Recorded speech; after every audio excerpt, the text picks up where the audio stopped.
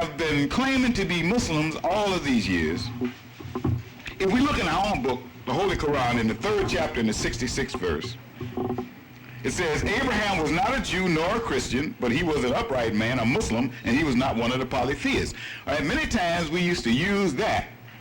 We used to use that and say, see, he's a Muslim and all you Jews and all you Christians are wrong. But in the same 3rd chapter, just before that, in the 63rd and 64th verse, it says, all followers of the book, the Bible, come to an equitable proposition between us and you that we will not serve any but Allah, God, and we shall not associate aught with him.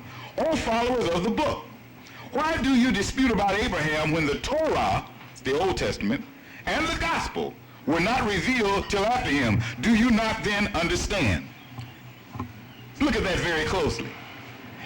It says that you should understand that there's no reason to argue about whether Abraham was the founder or a father or a member of the Jewish or the Christian religion, because both of their books were revealed after Abraham's time. Well then, let's be logical. Paul said, prove all things, hold fast to that which is good. If the organized Christian religion and the organized Jewish religion cannot claim Abraham, what about the organized Muslim religion? When was the Holy Quran revealed? You hear me talking to you? When the book says he was a Muslim, it doesn't mean a cult Muslim, a Sunni Muslim, or a Hanafi Muslim, or a black Muslim. It means a Muslim by definition of the fact that he was one who submitted his will entirely to the will of God. He didn't have no name for his religion. He didn't need none. Okay? Praise is due to Allah. This is why Minister Farrakhan says we got to have the old-time religion. The religion whose age is not measured by the calendar, measured by the longevity of its precepts and practices. Judah, that Judaism was named after, lived 3,500 years ago. Moses, who they claim was also the author of the same religion, although they didn't name it after him, they waited and named it after Judah, which is something strange, lived 4,000 years ago. Jesus, whom they named Christianity after, lived 2,000 years ago. Muhammad, who some of the ignorant Arabs call the holy founder of Islam, only lived 1,400 years ago. Then what was the religion of all of the prophets and the righteous before those men came on the scene? Don't tell me they taught the only religion that could, or the only teaching that could save anybody, when there were people who saved whole nations before they were even born. Moses, Noah, you know, how did they save people? And they never heard of Jesus, Jesus, Muhammad, none of them. Think about it. Judah, never heard of them. All right. So this is what Minister Farrakhan is saying. Let's get together. And he's not excluding white people even, and this may come as somewhat of a shock to some of us. He's not excluding white people. See? We know their nature, and we know what's going to happen to just about every one of them. Yes, sir. But we ain't supposed to make that judgment. This is where we made a mistake. We're trying to do God's work. Yes, sir. You don't run around and try to judge white folk. We ain't got no right to judge white folk. Let's take the criterion that God uses and say any man or woman that can live up to this criterion, we accept them as our brother and sister and we love them. And anyone who can't, then we don't, because God gave us the criteria. God didn't say love nobody because they black and hate nobody because they white, did he? No, sir. He said love the righteous, fight the wicked. Yes, sir. See, the reason a lot of us didn't want to deal with that because we might fall in the wrong bag. Okay? But that's where it is. Mr. Farrakhan has made it plain publicly in the last week. Now, if a Jew, a Caucasian Gentile, lives the law of Moses and or the law of Jesus, lives in righteousness and does no harm to anyone but does good to everyone, we accept him as a brother and we got to love him because that's the law of God. Yes, that's right. Now, I don't know how many we going to find that can do that, but that's not our business. That's right. See? Yes, sir. There's a difference in how you view a thing. We ain't saying nothing different. We're just doing it in a righteous, positive manner. That's right, sir. Just look, if you could, that's what God did. God sent white folks all the prophets. Do you know that? Yes, sir. You look at who the prophets went to. They went to white folks. He gave them every chance in the world. Yes, sir.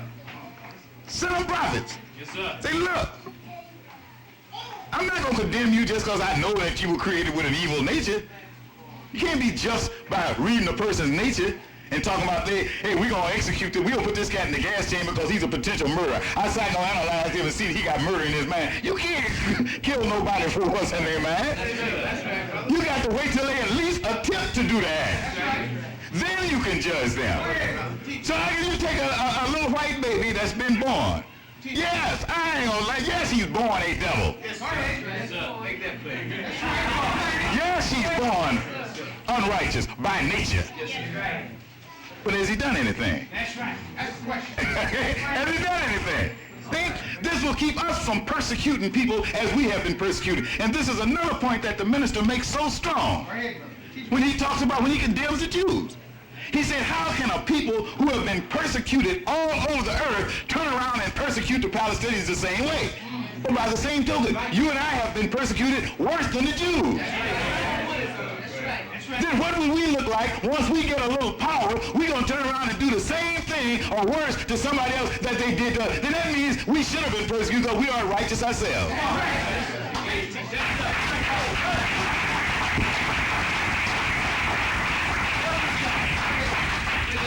Now, brothers and sisters, with a man teaching what you just heard me repeat from him, why is it that you see so much venom spewed in the newspapers, the magazines, on radio and television against this man? Why would they condemn a man who's teaching that kind of universal brotherhood? He ain't teaching just brotherhood of you and me. That's right. He makes that very plain. That our problem is we are incapable of loving or even cooperating with even our own brothers, the Red Indians, until we first love and cooperate with each other. There's always a first. That's just like saying, well, this man is anti-roof because he won't just put a roof in there. How the hell you gonna put a roof up and ain't got no walls and no foundation? You ain't anti-roof, you're anti-stupidity. You know that there are logical steps. He's not against everybody in the world, black, brown, red, yellow, and white, getting together on a cooperative basis. But if you can't get together with black, which is you, how the hell you gonna get together with somebody at the other end of the spectrum? You don't have no basis to cooperate with something totally unlike you when you can't cooperate with your own flesh and blood. No. So why do they say such evil of this man? Why is this man such a threat to them when all he's saying is, let us all unite together on a base of righteousness, and we can forget color, hair texture, all of that. Culture, we forget all that. Let's stand on righteousness. Yes, sir. Close our eyes and don't even have to see what we look like. We just know how we act. We all act alike, we're all alike. And for that they vilify him. For that they want to crucify him verbally. That's right. Why? Ain't that strange? The more good a man does, the worse they hate him. We have to examine that. Yes, sir. What are they saying about him? They say he's a racist, That's right, sir. Come on, brother. anti-white. That's what you said. Yes, sir. He's an anti-Semite. Come on, brother. That's right. Well, now let's look at it. First of all, let's do what they call play devil's advocate. Suppose he is. Come on, brother. Suppose he were anti-white, which he's not, but just suppose he would be. All white folks would have a perfect right to be mad at him. Isn't that right? If you know somebody don't like you, you ain't gonna be loving them except Negroes. But, you know, but they would have a perfect right not to like the man. They would. But if Minister Farrakhan is anti-white, what that nigga black as me doing running around the home dig that old Farrakhan? Hey, if I ain't white, what business is it of mine? If he's anti-Jew and I ain't Jewish, you don't see no Star David on me? Then what I care what he think about the Jews? All praise is due to Allah. You see how crazy we are, brothers and sisters? I mean crazy. I mean, some of y'all were here last week, I think, and we went into that a little bit. You understand, when we say crazy, we're not slandering nobody. We're crazy. That's right. In insanity is when you have lost touch with reality. And you have fashioned a fantasy world, and instead of you adjusting to the reality that you have to deal with day to day, you try to take the real world and shape it to fit your fantasy. And then that's when they put the straitjacket on you. What makes them say he's a racist? He's anti-Semitic. One statement. All that other stuff you hear them quoting him saying, that ain't what they mad about. They're mad about one statement and one statement alone. He says, we, the black people of America, are the choice of God today. Now that's what everybody's mad about. The Arabs are mad about it. The Africans don't dig it. Chinese ain't too happy with it. That's what he says. And that's what he proves. Now, a white man named Herbert W. Armstrong is on your radio, your television, produces 2 magazines, a whole library of books and booklets, pamphlets, got a whole 18-month Bible course. He's got a college out in, a bad, big, beautiful college out in Pasadena, California, and one over in London. He's got a big, beautiful establishment down in South Africa. I mean, he's spreading the word all over the globe that the chosen people of God are the white Anglo-Saxon English-speaking people. And nobody's ever called him a racist. Is that weird? The Jews have made us to believe, as far back as any of us in here can remember, that the Jews are God's chosen people. And we never called them a racist, did we? So what are we saying? It's all right for God to choose the white Anglo-Saxon. And it's all right for God to choose the Jew. But something so inherently and intrinsically wrong with us, our very nature, that God would be crazy to choose us. Isn't that something? We're the only people on earth that think so little of ourselves that we think even God don't want us. Oh, praise is due to Allah. Let's examine God's choice.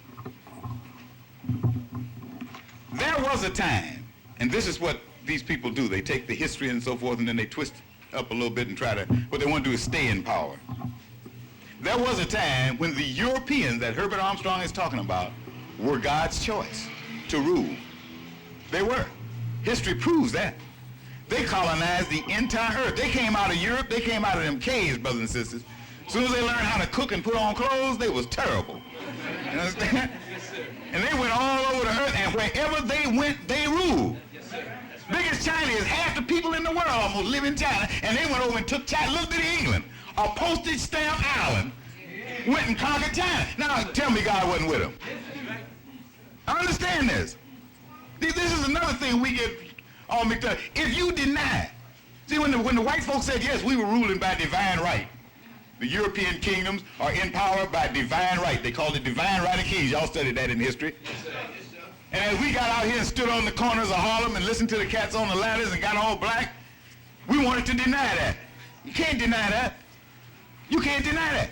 If you deny that, if you say that those white folks came out and took over the world against God's will, you're saying white folks better than God. If you believe in God and the power of God, you know that the white folks could not have taken over unless God wanted them to take over. All right, let's look at this now. We got to grow up. We got to become adults and quit looking like children just because you don't like something. You know what? I used to hear Muslims say, you know, white folks are ignorant. And I look at them and say, if they so ignorant, how come they got all the jobs and all the money? I mean, just because you don't like a thing, don't mean that thing ain't intelligent.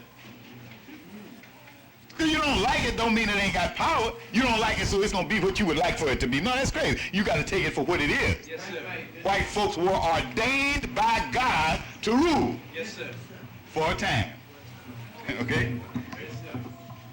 Back during the Ming dynasty, the Han dynasty, and all those dynasties, China ruled the earth. Yes, sir. China was the meanest thing on earth. How? By God's permission. Yes, sir. When Marco Polo, right now, when you think of spaghetti, who you think about? The Italians, don't you? Italians had never seen no spaghetti till Marco Polo went to China and the Chinese over there making spaghetti. He brought it back and the Italians fell in love with it, and now it's their national dish, but it came from China. See? See, you and I, we got all these other mixed up. You know Chinese never heard of chop suey till they came to America? See?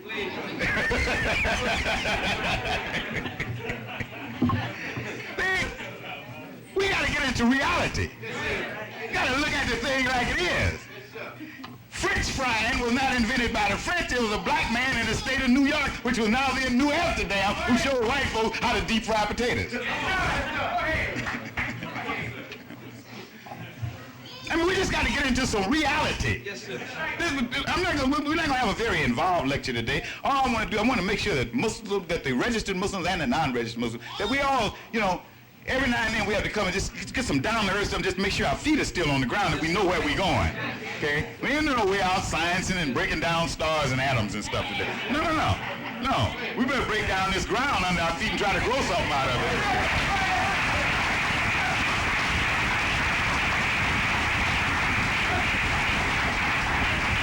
And since the black studies have been on the scene, you know that at one time, Africa was God's choice. When Ghana and Songhai and Mali and Timbuktu were in their glory, and when the white folks from Greece, the way they built white civilization, where they got the knowledge to begin building what is now white Western civilization, the Greeks had to go into Egypt on the continent of Africa and do all their study. Yes, sir. You wouldn't have no geometry today if Euclid hadn't got it to you.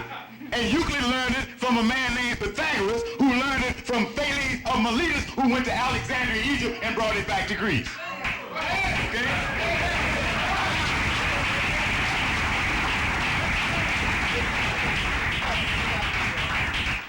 So at that time, Africans were God's chosen people.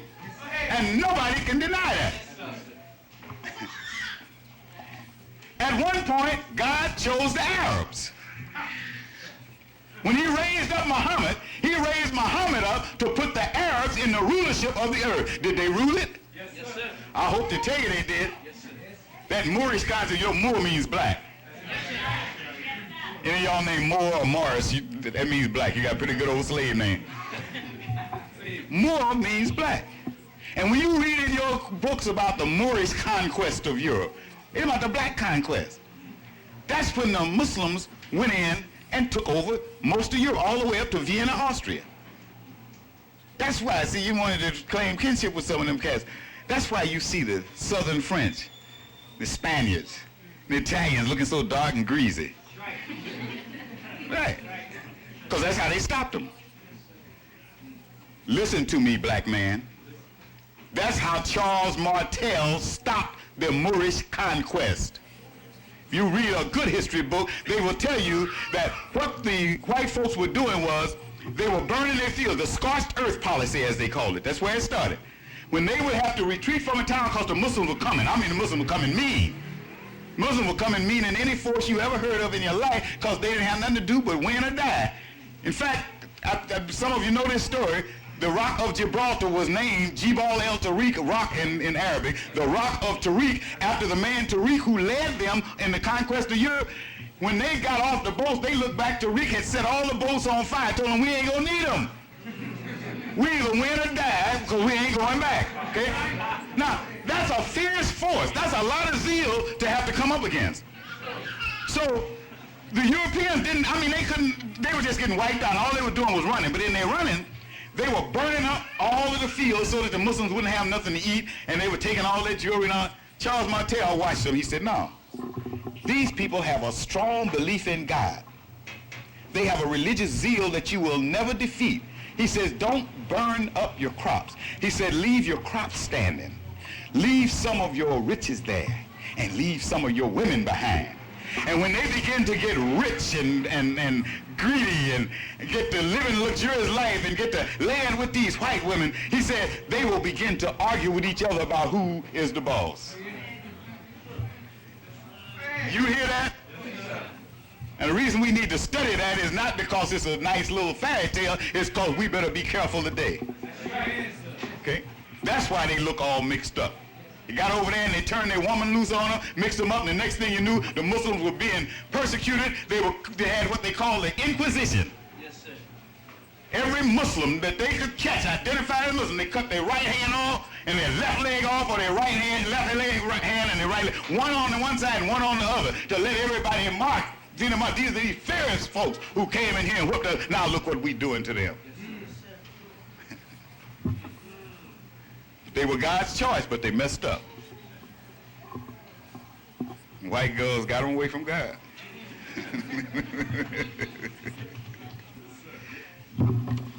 All right.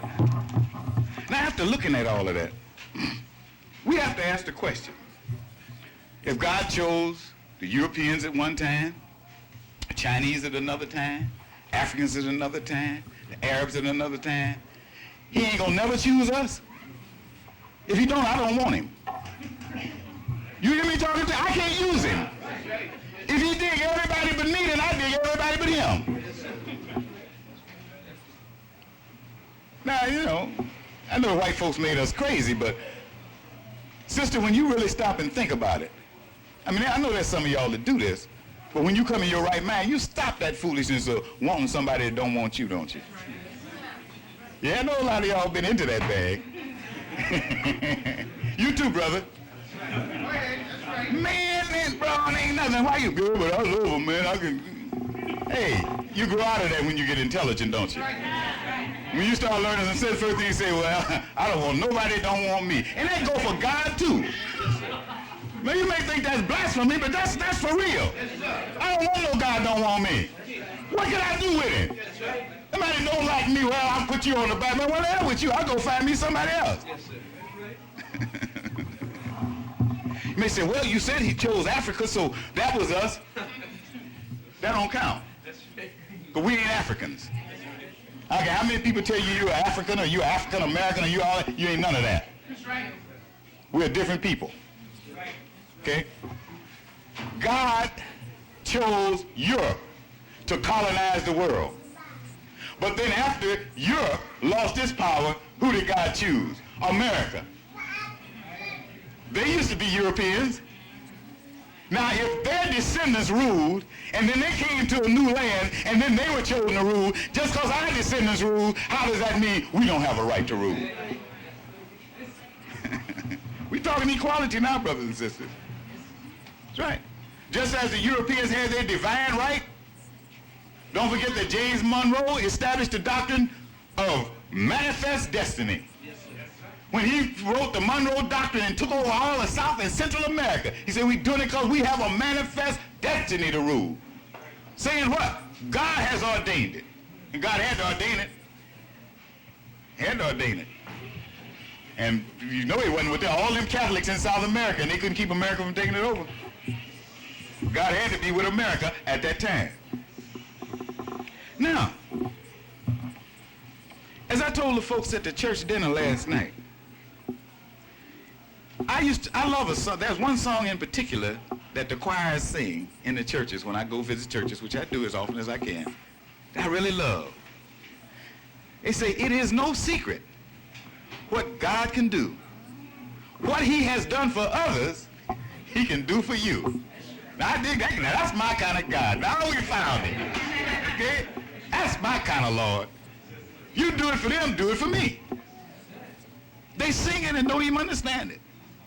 That is saying to them the same thing. If God can lift up all these other people to rule, why not you?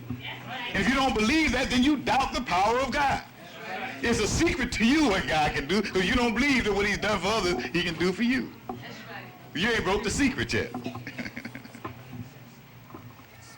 Christians have a saying, and the minister took it as one of his texts as he traveled around the country. In Christ, all things are possible.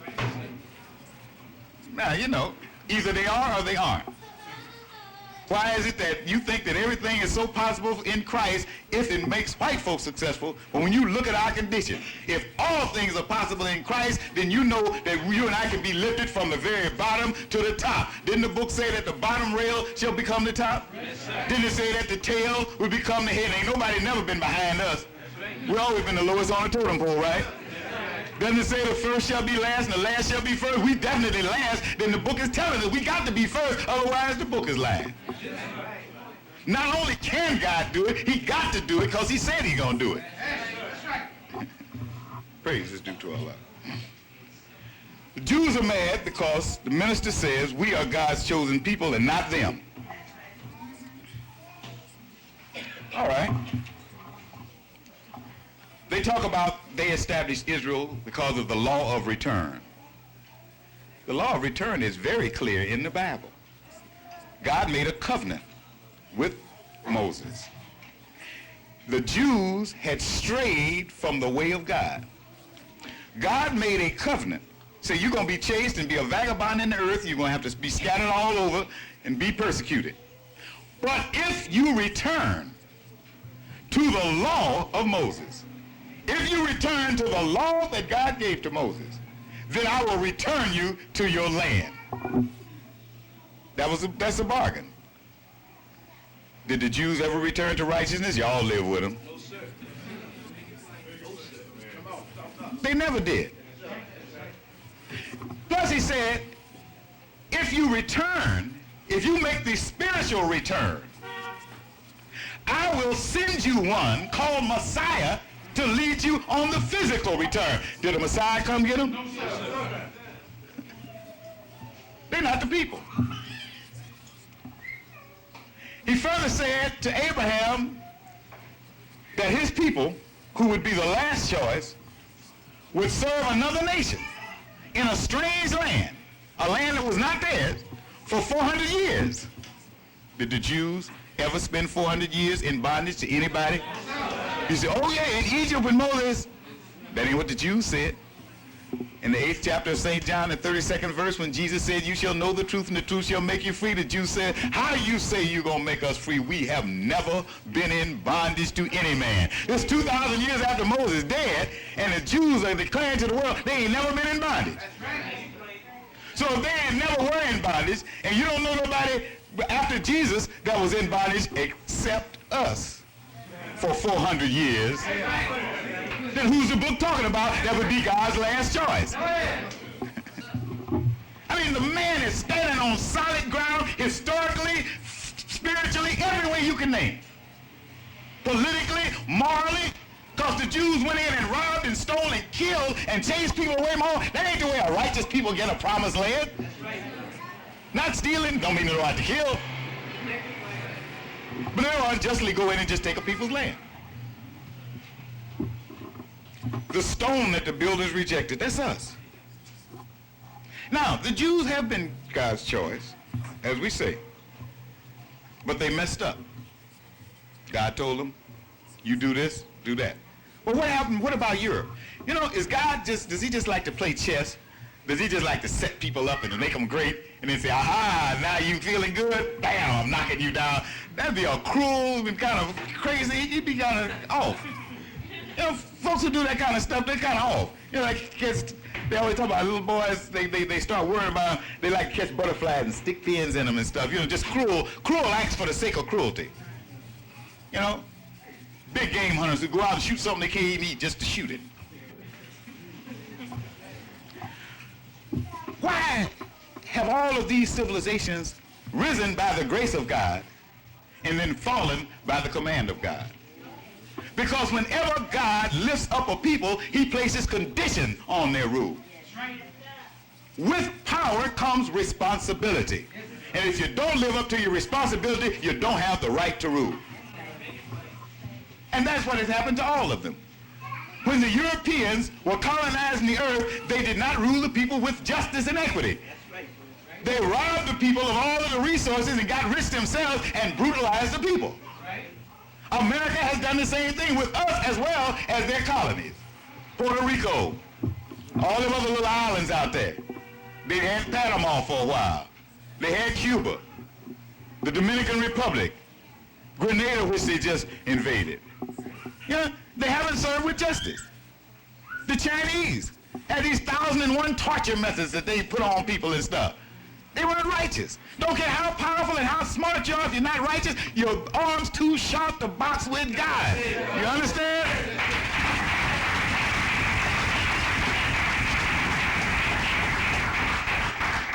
When the Holy Quran was revealed to Muhammad, you see in that revelation that God promised the Muslims that he would make them masters of the earth to see how they act. That's explicit in the Holy Quran. Allah tells them straight up, I will make you masters in the earth to see how you act. So he made them masters, saw how they acted, and that's why they over there now can't get together. They messed up. Today we are being tried. We ain't even in power yet. See, God's last choice is the best. Because once he puts his last choice in power, what makes us last is ain't nobody else going up because we ain't coming down. So that means then we have to be more qualified than anybody that has ever ruled, because we're going to be the only ones that establish that kingdom that shall last forever. All right? So that means he can't treat us like he did the others. He can't put us in power and then let us have on-the-job training. We got to go through some stuff before we get in power. We got to be tested to see if we are worthy of assuming the seat. Since once we get on it, we ain't coming off. You know, when somebody get a no-cut contract, you got to make sure they mean. Y'all know that, don't you? Y'all see them baseball and football players get them no-cut contract? You know they bad. Because the rest of them get them contracts that if you don't produce, we can let you go. They got to know this cat going to produce if they going to give him a no-cut contract. He don't have to worry about getting fired. I mean, they got to weigh him and make sure he can cut the mustard. Well, it's the same way. The Honorable Elijah Muhammad says that this is why God gave white folks honor, likeness, and great wealth, and riches. Why? To try us. Number one, it is a law of nature that honor-like attracts. You know that. That's why you got magnets. That's why all of this technology you got all these different things. This tape recorder over here works on the different poles. Honor-like attracts. So when the white man was created, he was created honor-like because he would be a great trial for us, because we automatically would be attracted to them and they to us. And gave them great wealth and riches. You say, well, how does that try us? How many black people, when we were back teaching, just the raw teaching without any explanation of how we're going to get there, about having our own nation, separate territory set up that we own and govern, that's the first thing come out of most black folks' mouth. Yeah, man, but I mean, we're going to leave all this stuff here the white folks got. I mean, we got to start all over again? Got to get out in the wilderness and start, we leave these bad TV sets and air conditioners and these Cadillacs in? That's the first thing hit their mind, which is natural. But that's their trial. See how much they're in love with that. Because actually, we don't have to leave none of that. Ain't going to leave none of that. The Honorable Elijah Muhammad said we would be crazy. We would have wasted time suffering all these years under white folks if we didn't get something from them and learn something from them. White folks went through this country cutting down timber, building up this country. They have a magnificent civilization here. What in the world we look like? A man in this, go back in the wood, cut down some more trees, what they call reinventing the wheel, when the wheel's already there. No, we want some of this. All right. But it tries us. This is why there's a prayer in the Bible, in the Proverbs, the 30th chapter, 8th and 9th verse. There's a prayer in there where the writer of Proverbs prays to God not to either give him poverty or riches. He said, don't give us poverty or riches. And look at that. That's a strange prayer, isn't it? See, no, I just want to be so-so. I want to be right in the middle. I don't want you to make me rich, and Lord, don't let me be poor. Why? He explains it in the prayer. Because he says that if you give me too many riches, Lord, I might deny you. I get so comfortable in it, I feel like I did it all myself and forget where my blessings came from. He said, if you let me get too poor, I might steal. That's real, ain't it? Yes, sir. The Honorable Elijah Muhammad, in training his ministers, gave us a lesson where it tells us the 3 things that are most dangerous to a minister and the 3 things most likely to destroy him. And he lists them: the beauty of women, lust for wealth, and poverty. Any one of those 3 or any combination of them will wipe you out. Okay? So now, brothers and sisters,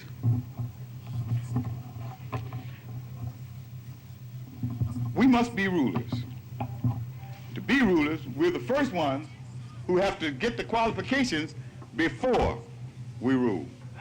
Okay? What qualifies us? How do we know how to get qualified? It's easy. Easy, yes, it's easy. I didn't say it's easy to do, I say it's easy to know. Now, I don't never promise you it's easy to do. If it was easy to do, it wouldn't be worth nothing. But it's easy to know. What makes it so easy? Because you got a role model. Eh? This is why God always puts a role model in front of the people he wants to raise up. So they have no excuse. Well, Lord, I didn't know what to do. Did you watch my man? Did you check him out? I didn't tell you what to do. I showed you what to do because I put one among you who was doing it all. Yes, sir.